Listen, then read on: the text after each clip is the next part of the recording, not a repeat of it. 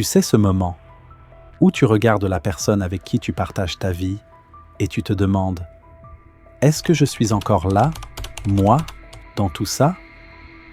T'es peut-être en couple, t'es peut-être aimé, mais au fond, tu sens que tu t'es un peu perdu, t'as donné, beaucoup, t'as fait de la place pour l'autre, mais est-ce que t'en as gardé pour toi? Et c'est pas grave, c'est humain. On confond souvent aimer avec se sacrifier, mais l'amour, le vrai, n'est pas censé t'effacer. Il est censé te faire fleurir. Ce soir, on ne va pas parler de théorie, on va parler d'ancrage, de petits gestes, de rituels qui doucement t'aident à revenir à toi sans avoir à quitter l'autre. Rituel 1. La gratitude quotidienne. Semer du beau, même dans l'ordinaire. Tu sais, la gratitude, c'est pas un concept New Age ou une phrase Instagram. C'est une posture intérieure. Dans une relation, on finit souvent par ne voir que ce qui manque, ce que l'autre ne fait pas, ce qui aurait pu être mieux. Et c'est normal, notre cerveau est programmé pour détecter les problèmes, mais ça nous éloigne. Alors le premier rituel, c'est celui-là. Remettre le focus sur ce qui est déjà là. Chaque jour, même les jours banals, surtout les jours où t'as pas envie, trouve une chose, une seule, une attention, un geste, une présence, un silence partagé, et dis-le, à voix haute. Merci d'avoir été là hier soir. J'ai aimé ta douceur ce matin. J'apprécie ta façon de me regarder quand je doute. Et si vous êtes deux à le faire, c'est encore plus beau. Tu peux même créer un carnet à deux, un journal de gratitude de couple, un petit cahier posé sur la table de nuit qu'on remplit au fil des jours, même une phrase par semaine, même un mot. Ça suffit. Ce que tu nourris grandit. Ce que tu ignores s'assèche. Et parfois, c'est dans les tout petits merci que renaît la magie. Rituel 2. La soirée rendez-vous.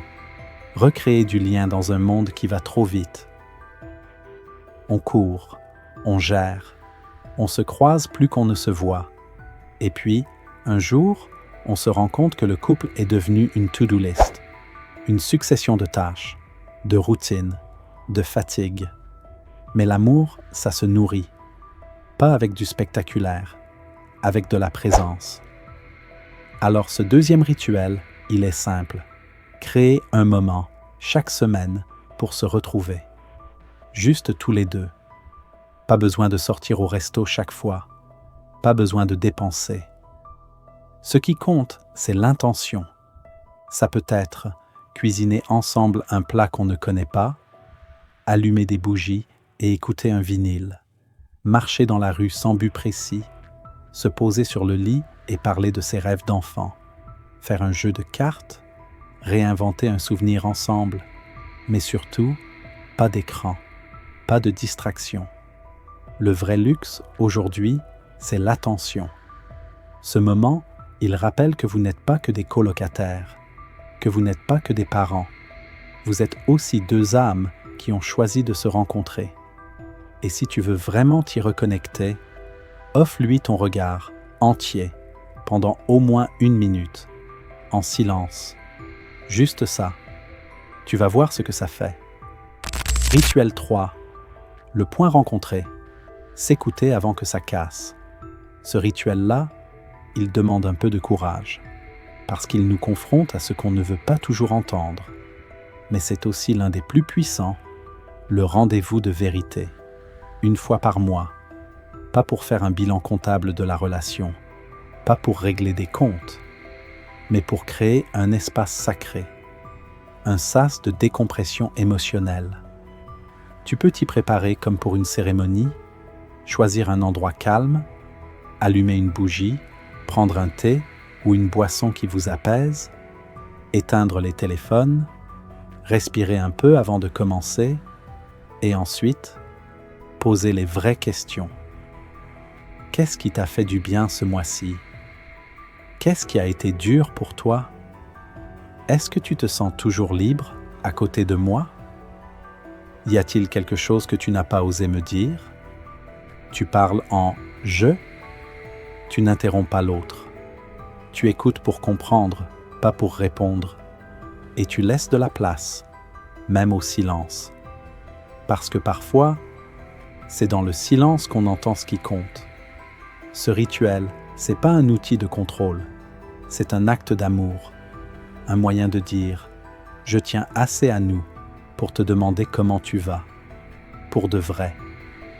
En conclusion, ce n'est pas l'autre qu'il faut retrouver, c'est toi d'abord. Tu vois, ces rituels, ils ne sont pas là pour sauver un couple, ils sont là pour l'habiter, pour y mettre de la conscience, de la tendresse, du respect, et surtout pour te permettre, à toi, de rester présent, à ton propre cœur, parce que si tu te perds dans le lien, si tu t'oublies, alors même l'amour le plus sincère finit par s'essouffler. Mais si tu restes là, avec toi, vivante, alignée, alors la relation devient un terrain de croissance, un miroir, pas une prison. Ces rituels, tu peux les adapter, les simplifier, les réinventer. Mais n'oublie jamais ceci, le plus beau cadeau que tu peux faire à l'autre, c'est d'être là, entier, authentique, vrai. Rappelle-toi, chaque vidéo est une étape vers ta renaissance. Si tu as aimé ce partage, découvre plus sur notre playlist. Dans la prochaine vidéo, nous allons découvrir 5 signes puissants que ta rupture était en réalité une bénédiction déguisée. Tu peux cliquer sur la vidéo qui s'affiche à gauche pour la voir ou cliquer à droite sur celle que YouTube pense que tu vas apprécier. Et comme petit cadeau, je t'invite à lire notre e-book numéro 3, Amour et liberté. Le lien est dans la description. Merci d'avoir été là, jusqu'au bout. Reviens à toi. Reviens à l'amour. Reviens à la vie.